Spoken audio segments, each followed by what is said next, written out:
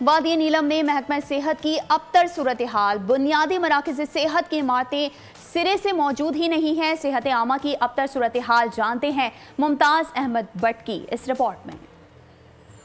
محکمہ صحت عامہ آزاد کشمیر وادی نیلم میں صحت کی سہولیات پہنچانے میں ناکام دکھائی دے رہا ہے۔ وادی نیلم میں بنیادی مراکز صحت سمیت 44 ہیلتھ یونٹ کام کر رہے ہیں، جن میں سے صرف 11 یونٹ پر میڈیکل آفیسر تعینات کیے گئے، جبکہ ان میں سے 6 میڈیکل آفیسر ایڈ ہاک پر لگائے گئے ہیں۔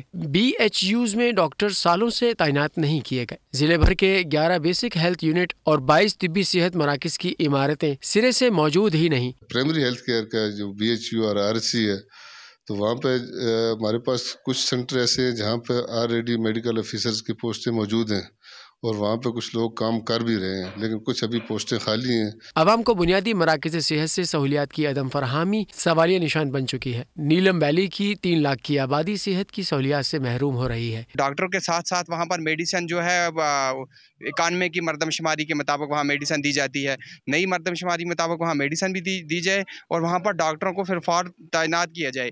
حکومت وقت نال استا مطالبہ ہے کہ جناب اساں کو فاسٹ ایڈ سے سہولت دیتی جلا، اگر کوئی بندہ غیر جلدا یا کسی بھی حادثے کا شکار ہو جلدا تو اس کو مرکز تک پہنچانے واسطے ڈیتھ 100% چانسز ہو جلدن۔ وادی نیلم کے اکثر BHUs بالائی علاقوں میں برف باری کے باعث 6 ماہ کے لیے بند ہو جاتے ہیں، جس سے بالائی وادیوں میں لوگ زندگی اور موت کی کشمکش میں گزارا کرتے ہیں۔ اگر حکومت آزاد کشمیر اس طرف توجہ دے تو وادی نیلم کی جو 3 لاکھ آبادی ہے اس کو صحت کے مسائل کا سامنا نہیں کرنا پڑے گا۔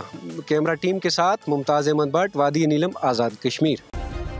سبسکرائب کریں اور بیل دبائیں تاکہ کوئی خبر رہ نہ جائے۔